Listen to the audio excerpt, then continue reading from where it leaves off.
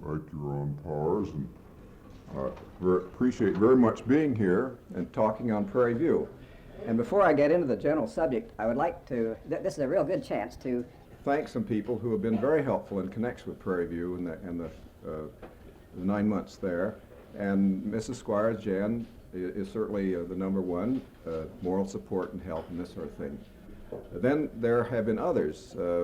There are those in Ames, there's a couple in Ames, Dr. Fred Graham and his wife Lillian and the family, who know Prairie View much better than I. He taught there for 10 years in the 50s, and they were very helpful in giving us an entree into that community, and their friends they introduced us some of their friends by remote telephone and letters and that sort of thing, but still that was a very helpful start. And then I'm real glad to mention that Dr. Al Pulsifer and Jackie are there now working on this Prairie View project, following up our visit a year ago. Some of you know them. He's in Chem E. They're just a wonderful couple, and they have a rather special reason for being there, because beside their own 2 children, blood children, of ages about 6 and 7, they have 2 adopted mulattoes, aged about 2 and 3. And Jackie writes that they have been very well received. The children get along well in school, and it's just working out quite well. Then I'm grateful to know that there are some others definitely interested in Prairie View, that something might develop. Dr. and Mrs. Don Musel in Double E, and perhaps the Fransons in chemistry. And you'll notice so far that I've mentioned only one person outside of engineering, and so I leave it up to the rest of you to get the rest of the campus moving, because it shouldn't just be engineering. Now, and I should not fail to mention that the engineering deans, Dean Town, Dean Boyle, and Dean Morgan, have all been behind this project and given it a lot of logistic support and that sort of thing. Well, that's so much for that area. Now, next on Prairie View itself, it's a land-grant college, part of the Texas A&M system, thoroughly dominated by Texas A&M. Prairie View has 2,000 men, 2,000 women, a faculty of about 220. They are integrating in their direction just like other schools have to integrate, mostly in the opposite direction. Presently, we think there might be 10 white students on the campus, and among the faculty there perhaps were 40. And my wife and I often josh each other about the count. And so one time at faculty meeting in the spring, she said, "Oh, I don't think there are as many as 40. So we began to count up those we knew, and we knew 30. And then at the next faculty meeting, they always held in the evening about 10:30 once a month. And we obviously there were some we didn't know, so maybe that's a reasonable figure. Well, it's west of Houston, 40, 50 miles out on the prairies. It's well named. From our bedroom window, we could see the next town 5 miles away. It's prairie. The students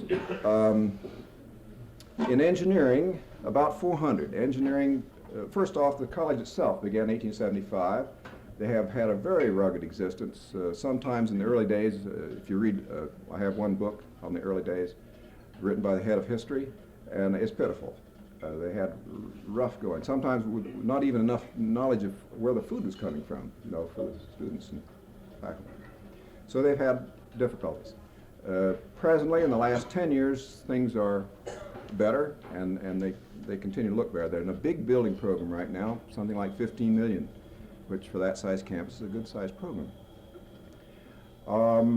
Let's see, any other details on the college? That gives you the background. Engineering, 400 students, 17 on the faculty, and engineering in a number of ways is not characteristic of the rest of the faculty. First off, of the 17, now the rest of the faculty you see was mostly black with a few whites and maybe half of them Texans and half not from other areas. We call it the white ghetto, the group of 40 or so, and this is sort of fun. In the engineering, possibly, the breakdown is this. 3 East Indians, 4 Chinese, 4 blacks, one of whom was from Ghana, and 4 so-called waspish whites, the sort of thing. And of them, 1 Catholic, 1 Jew, 1 Quaker, and 1 Church of Christ. So you see, we had quite a cross-section in engineering. Engineering was the radical group of the campus. Here we think of the engineers as being the conservative group. There they were radical. And that stems from the fact that the spring before we arrived, they'd had trouble on the campus. Some of you may have noticed in the paper. And big, considerable trouble. A man got killed.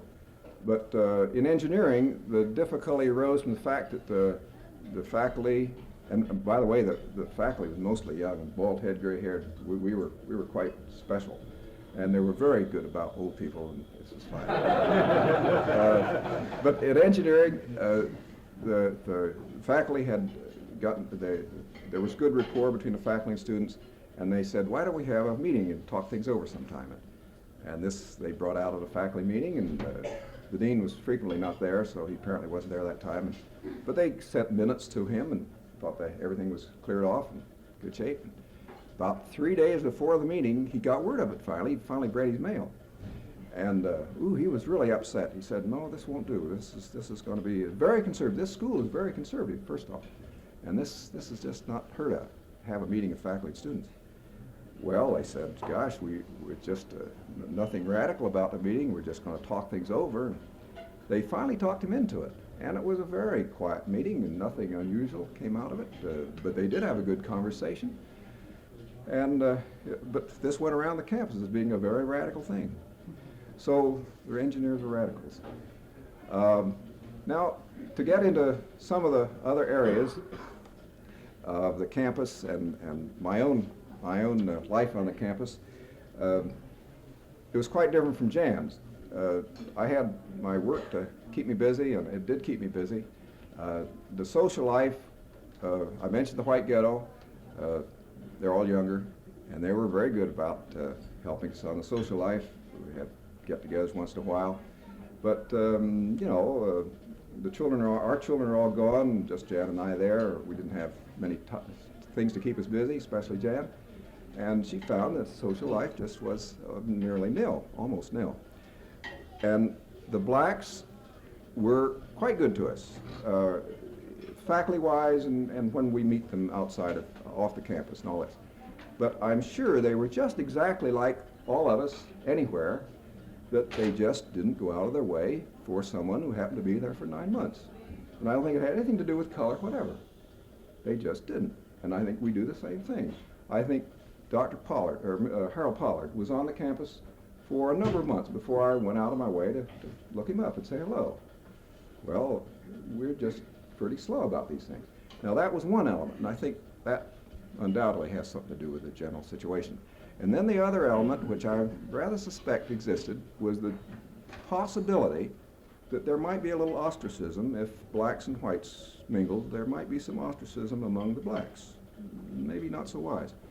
So by the end of the year, we realized that we'd had blacks in our home many times on various kinds of occasions, dinner and tea and all these things, but we'd never been invited out.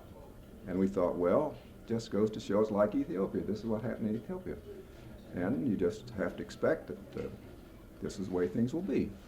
We're a minority, and we just do the best we can, and it's good to see the blacks in the majority, and this part of it was fine. Well, a couple things happened. First off, my landlord, who lived next door, great guy, he was retired from EE, and we liked him very much. He and his wife were very active in the community. They ran a little newspaper for the town. The town didn't amount to a lot. But they at least had a newspaper, and they were just getting organized. Well, he'd been in West Africa 5 years, and he said to me when we were getting close to the time of leaving, he said, now, we both know, having been in Africa, that the last day or two are kind of rough. You want to get the refrigerator cleaned out and all these things, and what do you do for food and things like that?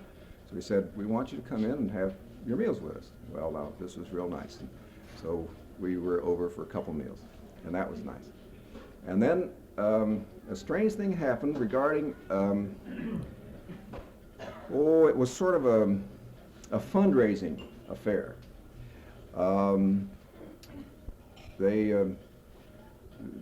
We were all invited to a big gathering of the whole faculty and everybody there was given some sort of a reward or a plaque or something or other. Even if you only taught for a year, you got a little thing that said you taught for a year. So everybody got something. And then they had, and this went on, it was a dinner meeting, and it was a very nice occasion. And it went on for most of the evening at 11 o'clock from 8. Quaker Midnight's 9, so you see that's pretty late for me. After they awarded all these things, then they had a whole another group of awards. And I'd heard over the grapevine what was going on. They had what they call a Century Club. Well, if you kind of think now that a Century Club would be a gift to the Alumni Foundation for a fair-like sum. That's where the Century comes in. And they were about to celebrate their centennial, so this all worked out nicely. They were just beginning to get around to this idea of tapping the alums, and this is a good scheme. Money raising for sure. Well, then all those who had given to the Century Club were given a real nice plaque. It was a walnut thing with everything all fixed up, and your name on there and the date and everything.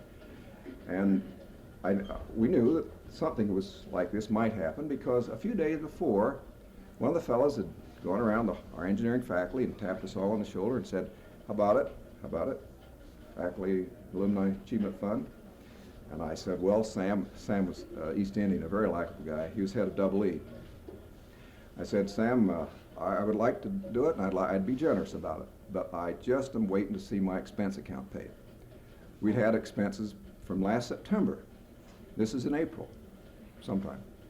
And his hadn't been paid either, and he'd been on more trips than I'd been on, so he had a fair-like deal. Mine wasn't so bad, but anyhow, it was a principle thing, I thought.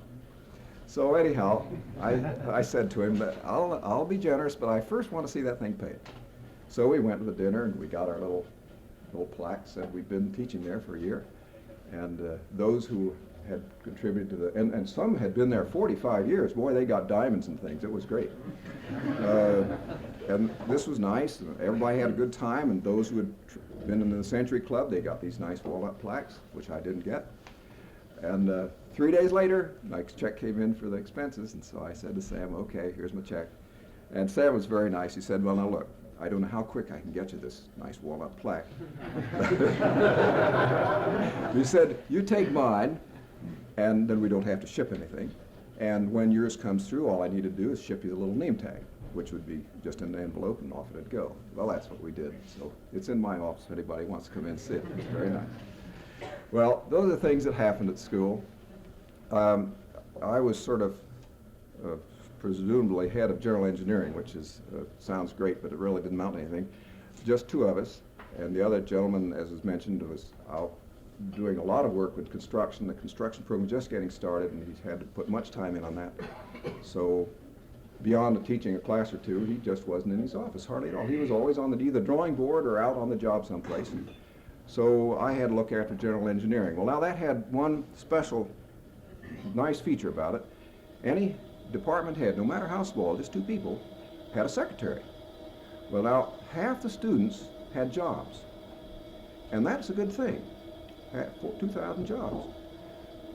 It's a good thing for the students, and it was very helpful. My goodness, she was a math major, sophomore math major, and she was real good on her spelling. She could type, she could get the exams out, and it was just very helpful. So this was fine. This made the wheels turn better. Now, some of the other features of the students that ought to be brought up, beside this secretary, who was a nice person in her own right. She did good work, and we had many conversations on problems of the campus and confrontations. They had student confrontations just like everybody else, and humdingers too. But the student body was, well, my second thoughts come in all the problems that I couldn't solve while I was there. You know, there are certain problems that are obvious. White's got to be, just got to be charitable, or got to be patient and charitable both.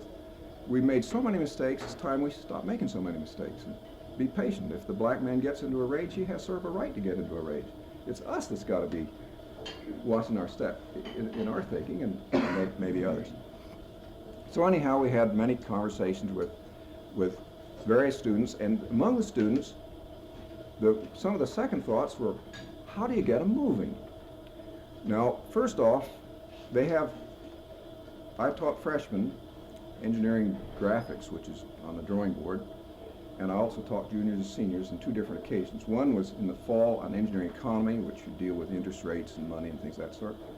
And in the spring, industrial organization, which is something I've been in most of my life, and so I could teach that with my hands behind my back. But we had to teach that without a book, and that made a problem. Well, starting in with the students, how do you get them moving? Now, they understood that a book was, something like this. But they hadn't learned that a book, you do that to it. And there's the job. How do you get that done? Now, sometimes you could do pretty well if things were mathematical. Just simple arithmetic, although I even made a mistake on that once. And in the spring, I had this group, juniors, seniors, industrial organization, no textbook. So everything had to be from the lecture, which is an awful way to do things. But they do that in Egypt, so I was aware of how things are done in Egypt. And so I said, well, we'll do the best we can. 35 in the class, every seat taken, if they're all there, but they were never all there. So it would only be about 20. So you have plenty of room. But when you give an exam, then they all show up. And then you're just elbow to elbow like this. And if I see what I'm doing, I can see what you're doing. It's all right. I see what you're doing. It's very easy. How can you stop it? Well, so I thought, well, we got to do some things that are different here. And I got one problem licked, but I ran into another one quite by accident. I said, now, with no text, actually with 2 texts. I had one, and they'd forgotten to order text, the reason they didn't have any.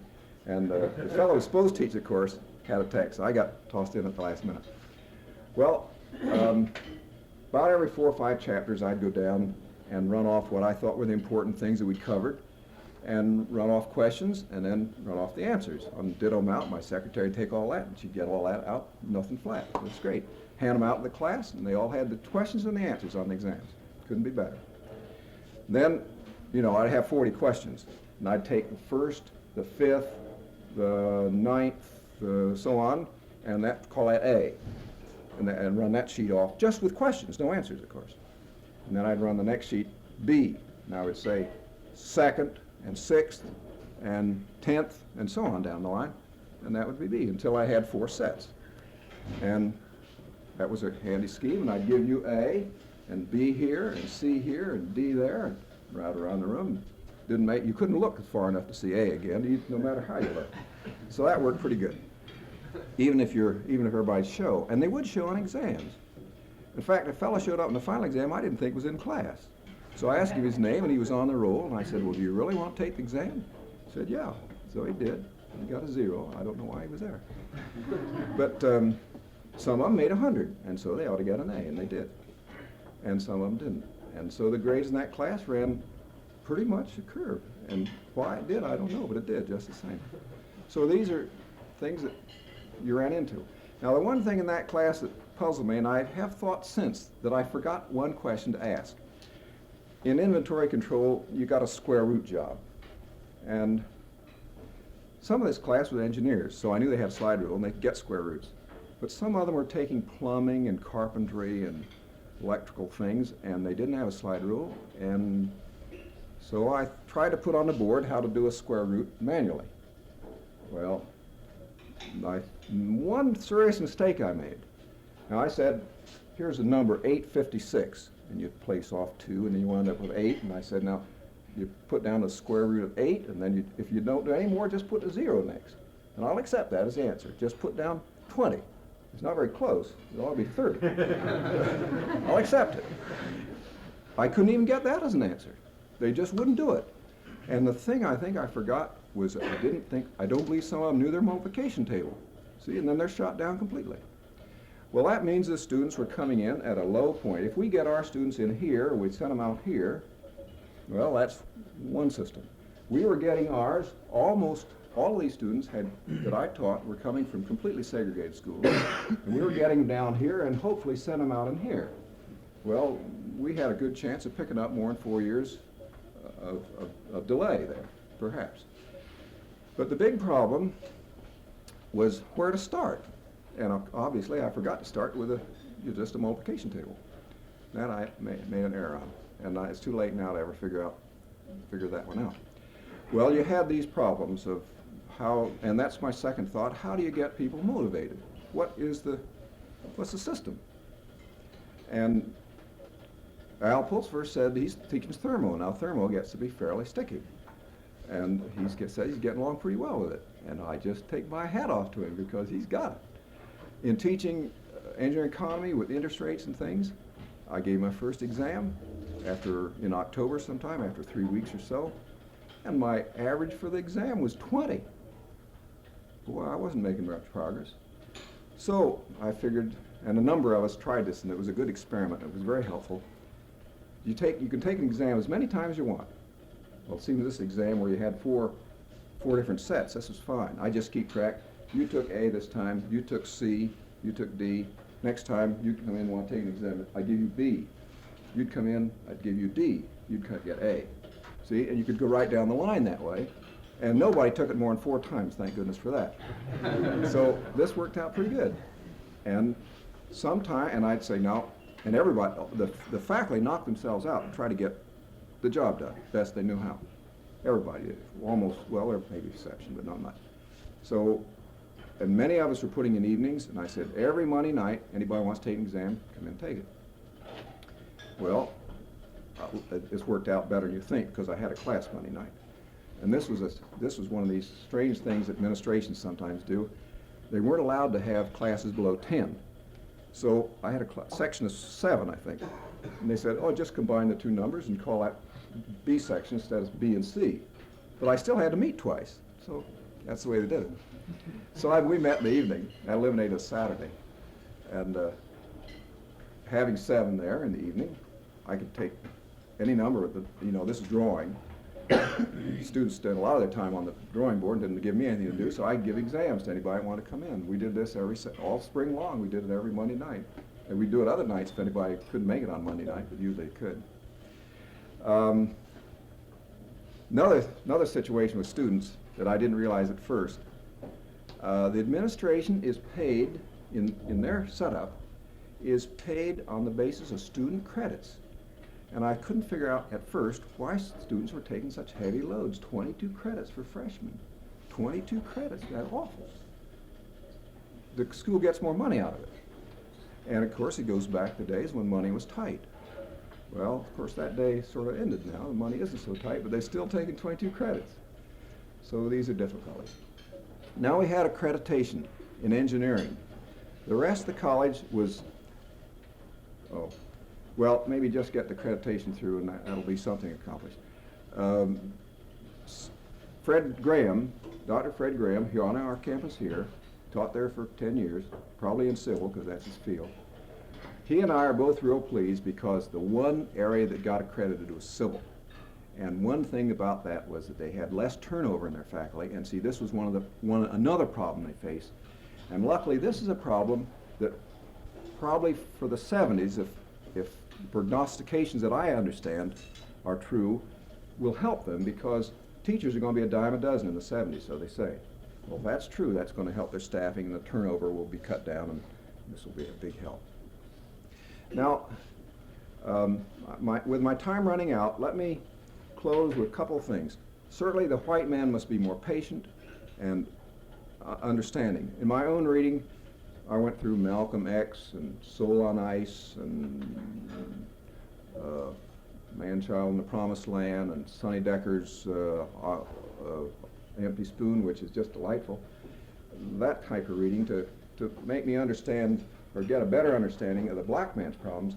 And then this education thing, how do you get the thing across? I began reading John Holt and Neil Summerhill, A Radical Experiment in Education, and such things.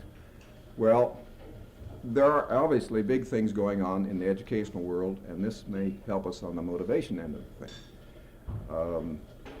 And for the black man and his problems, I think it's up to the white community to be more charitable and be more patient because he's had to put up with it. A bad situation for a long time. And I must say that the Texans are slowly getting themselves in gear. The integration is moving.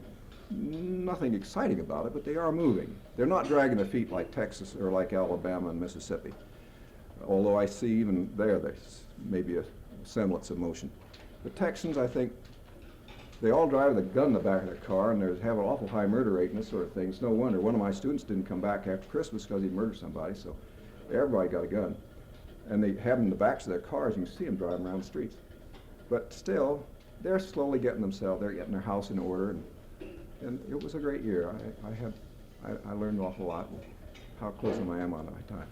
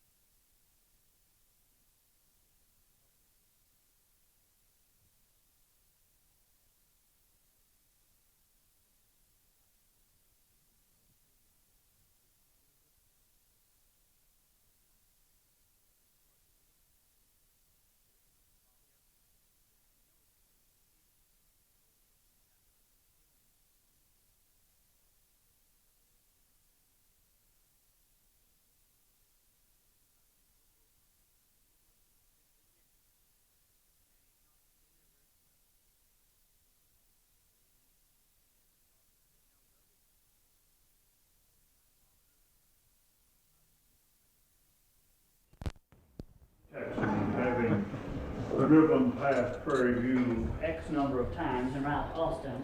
I have some feel for the situation. I know George Wolf fairly well. Chairman of the district department there. And I have not been in Texas since '61 on a permanent basis. And when I go back, I must confess that I am shocked at seeing the shotguns and rifles on the rack in pickups. Now these are in pickups by and large. You don't see them in sedans. But this, you see, this didn't used to happen there. And something else that didn't used to happen there was the cowboy image writ large. I come from Baytown, which is an industrial center, oil, humble refineries there. And I think that this is a function of the general tide of affluence. When people get enough money to wear an expensive 10-gallon hat and expensive cowboy boots, they will. But the time was that they didn't have the money, one, for this exterior tie, and two, to own a gun to carry around in a car. But it's frightening to see these weapons there, and you know good and well they're using they are so inclined. Of course, our nearest shopping town was Hempstead, and that's known as Six Shooter Corner. Yeah. Or It's had a long history of violence back in the 19th century. It's rough. And Houston has one of the highest murder rates. Mhm. If you pick up the Houston Post, every morning, shootout or knifing at such and such a tavern. It's rough. So it is a shocking, and the Negroes participate in this quite. I think as Probably. far as the aren't the figures correct that among strife and shootings and this sort of thing, that the black man is suffering badly just Yes. among his own group. Yes, so among his own yes, group, this they is are. difficult. Very difficult. Someone over. over here, I thought, I had one. guess I had a question. I was wondering if you were able to determine where these young men find employment after they graduate from Prairie View.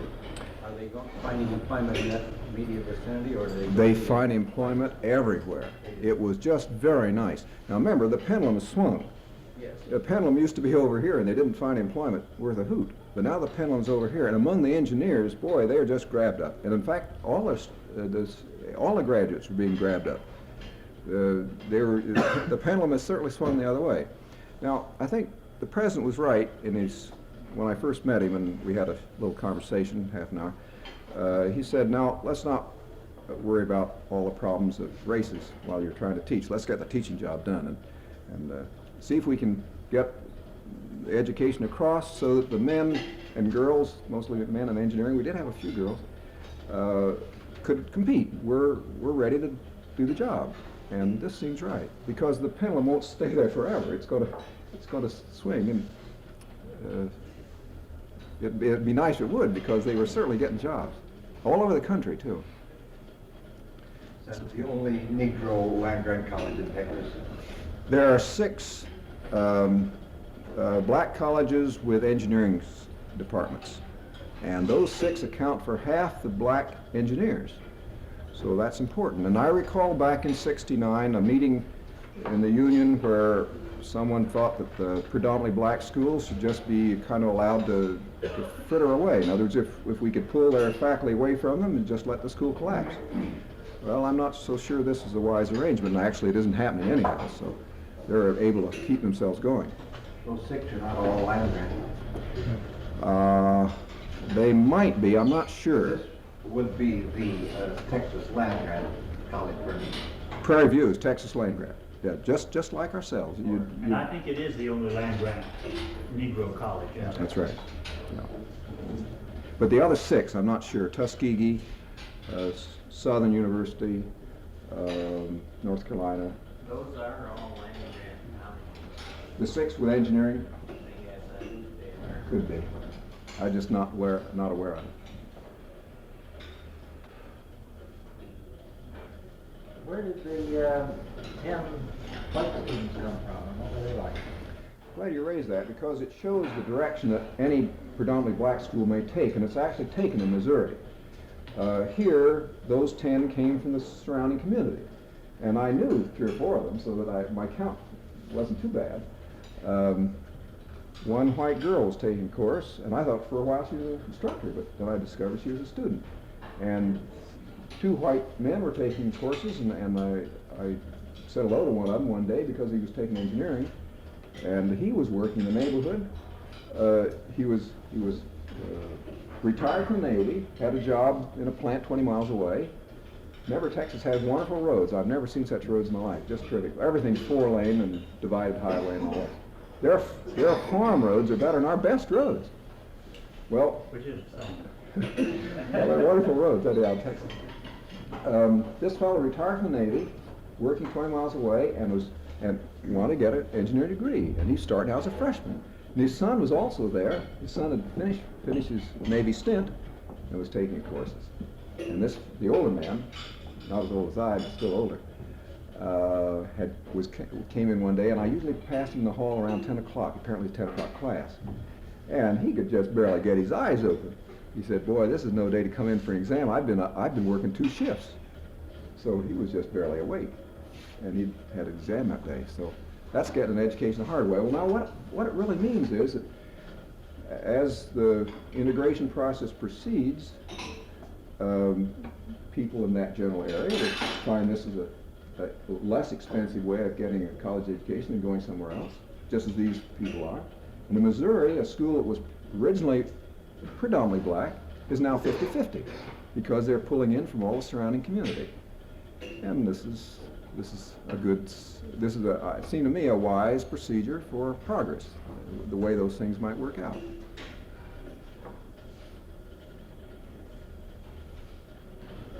You had an experience in education in Africa. Could you tell us the one thing that was most similar to your experience in Prairie View and the one thing that was most dissimilar? Yes. The similar proposition was the social distance that was maintained. That was noticeable in Africa. For instance, people who had been there and knew the language well, knew all the customs, which I didn't begin to know. They could speak Amharic fluently. Had seldom been into the homes of Ethiopians, although many Ethiopians had been in their home. So there was this. And that was similar to our experience in Texas with the black community.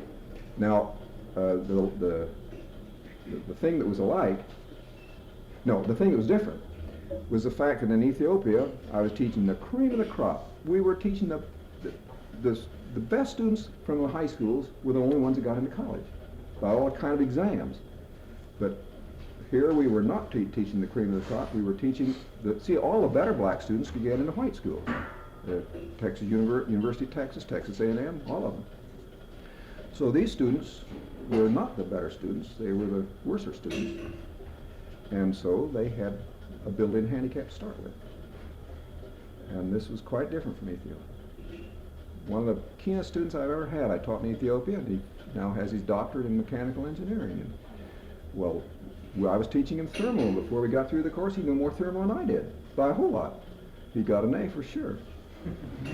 What else could I give him? It was a top grade. He was just good.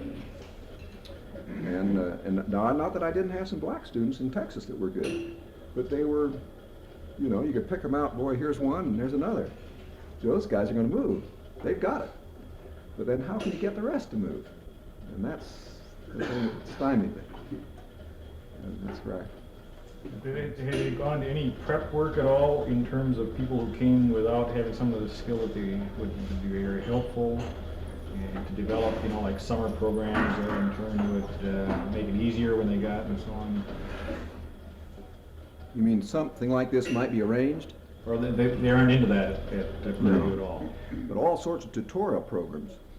But there again, how do you get the student to be interested in taking advantage of the tutorial program? I had keen students, seniors, who would be willing to tutor freshmen and were paid to tutor freshmen. In other words, we could lay aside time and say, be here at this time. We couldn't get the students. Now I have time didn't allow this, but I have one very nice way of knowing what's happening to students now, because I'm the guarantor, I think is the right term, for an Ethiopian at Prairie View, who's a freshman there. You know, a real nice guy, and he's no longer a young guy. He's 30 years old. You know, so he's seen a bit of the world. He studied in Germany for 4 years and was an electrical technician in Germany. He can wire up transformers and climb poles and rebuild motors. And he wanted to get, he was at the top of his financial ladder in the Ethiopian structure, salary structure. And he couldn't get any farther unless he got more education. So I got him in Prairie View. They put him in a dorm. You know, the dorm's all right for students, young students, but here this guy, he's been through all that stuff years ago. Why should he do any more dorm work? Well, 3 fellows in the dorm with 1 desk. He studies in the library every night. He works. And we knew a very fine lady who teaches English, and we got him in touch with her, and he's helping him, and he'll work like the Dickens, and we know it. And she likes him, and he's very likable anyhow. He's like to get everybody to get along with him, and so he's getting quite a little help in English, which he could stand. But he's getting better than a B average, in spite of these things. But he's one of the few people who use the library. The library is almost empty, especially at 10:30 at night. And the confrontation they had was just wonderful. It was, you know, very nicely handled, dignified, no rough stuff. But boy, the students were all together. They were going to get their ends. And their ends were, I don't know why the administration made any fuss about it. They wanted the barricades taken down. They'd been put up at the time when they had a killing on the campus. They put up great big iron barricades, and they'd lock them at night, and the great big iron bars at both entrances. So you couldn't drive in, couldn't drive out. Well, of course, the students, I never seen so many Mustangs. They all have Mustangs. And they couldn't get in and out at night. And they wanted those barricades taken down. Well, they looked like the Dickens anyhow, and that seemed like a pretty reasonable thing to do. Well, the administration wasn't about to do it. And then they wanted, this is nice, they wanted a rule change so that the girls could go to the library in the evening. The girls got locked in at 5:30, or maybe it was 6:30. Yeah, that was the end of that. Well, now, this didn't apply to the men. The men didn't have many rules, but the girls sure had rules. And they couldn't, like, here was the girls' dorm, and here was the library, and here were the men's dorms over here, and they just wanted to be able to do that. They didn't want to get clear over to here. Well, of course, what it really meant was that they could date till 10:30. That was understood. Everybody understood that. But all they wanted was this rule to get in the library. Well, it still seemed a pretty reasonable rule. They didn't. Administration wasn't going to budge on that one. Some rules on parking that were kind of silly. They ought to change anyhow. Administration ought to change them. Well, in our ignorance, Jan, I don't know whether Jan went with me or not, but I went to this. The students called a convocation in the field house, a whole 5,000. There were only 4,000 students, so they all get in, and there were 3,000 there. And this was on a Thursday. And the president of the student body said, "Now, I've been meeting all week with this faculty, with this administration, and we can't really say we've accomplished anything." And boy, he got boos and hisses. The students weren't very happy about that. He said, "Well, now wait a minute. I'm with you. I'm not against you. What shall we do?" And they said, "Call off homecoming." Boy, there was stamping of feet and cheers and fine. So a young lady was vice president. She stood up on the platform. They had mics and all this. And she said, "Well, now this is fine. We're with you. We're going to try to carry out your wishes." And she was the queen of the homecoming, and that in that school was something that we don't even have anything like it. She had 60 ladies in waiting. They'd all had dresses made just special, and they all got presents, and this was a big thing. She said, "Well, call it off." That was that very evening.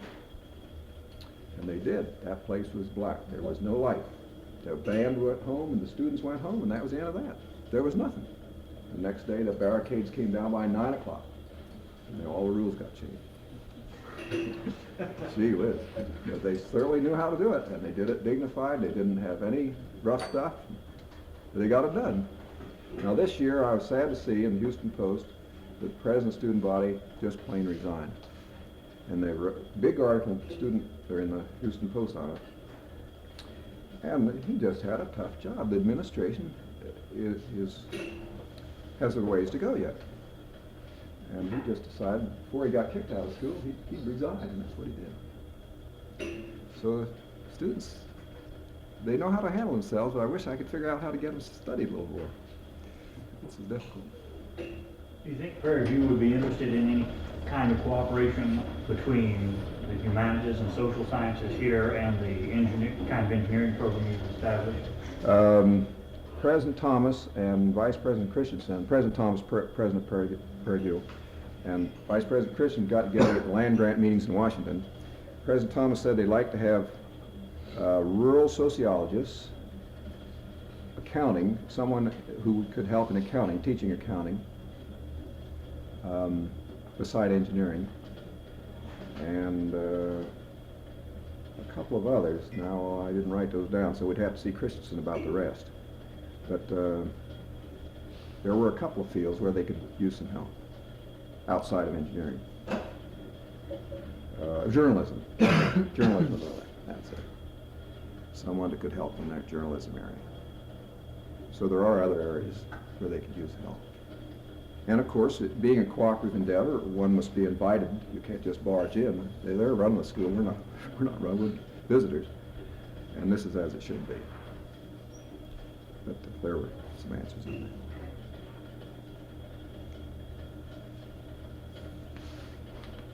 Well, it was a great year, I hope. Do you think that the gap between the blacks and the whites coming out of the public school system is significant? Is that why the black students there were starting at such a low level? Is it something that the integration of the lower schools might eliminate?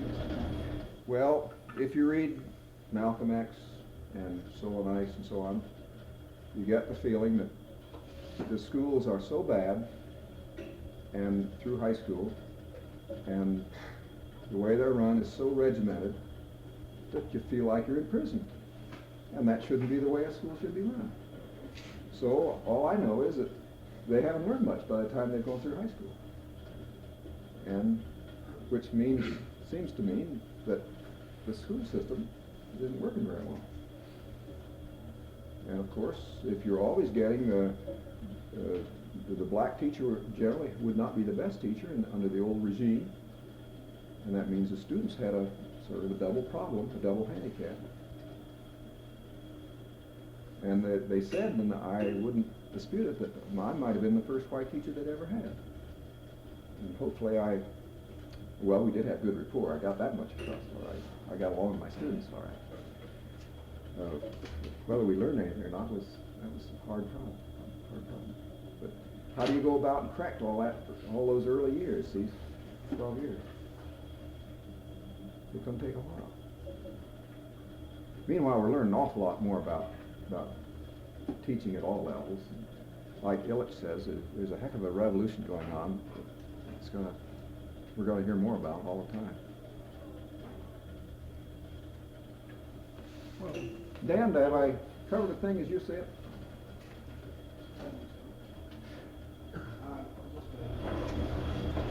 The problem in motivating students that you mentioned before is how people go about motivating. And it's a problem that's existed for the student for his entire educational procedure.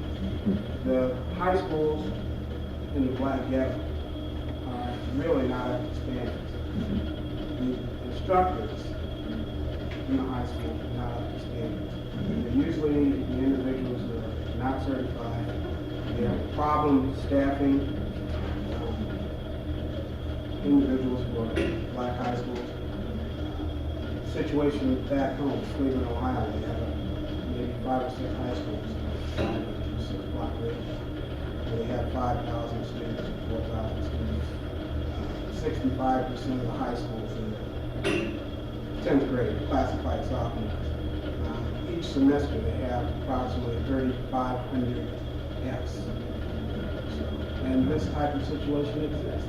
When the kids get to college, even though they may be in the upper half of the class, they're still not qualified according to the standards of a lot of the universities around the country. There's a need for remedial courses. There's a need for probably a need for remedial courses at Prairie View. Yeah, that's right. And qualified people to teach them. And the problem that you have is just that you have with the students is probably a problem teacher-student relationship. I don't know just exactly how the students view you as being a white instructor, but their performance might have been hindered by you being a white instructor. We seem to have all had trouble, though, the blacks and the whites alike.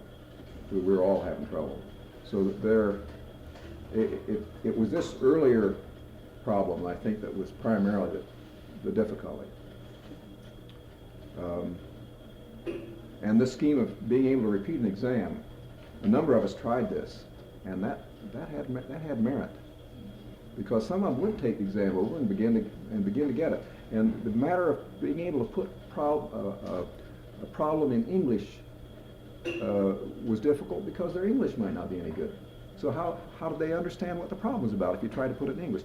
Engineering economy is this sort of a subject where you have principle and interest, and then you have a machine or something you're trying to buy, and you want to find out, is it financially sound to do this? So you're dealing with English and you're dealing with mathematics. And when you try to do this, if they don't understand English, they're shot down completely. They don't know what the problem's all about. Did you not find that most of the students have problems with just basic skills in just writing a simple sentence? Yeah, in many cases. Yeah. Even in math, like you said, Sure. they may not have known that at the time, but they may have gotten A's in high school in math. And you see, it was wonderful to know a teacher in English, Ruth Arnold, who was a very able black teacher in English, and we were very lucky to know her. And I think a very conscientious English teacher. And she could tell us the problems she was having, and you could see there was a correlation.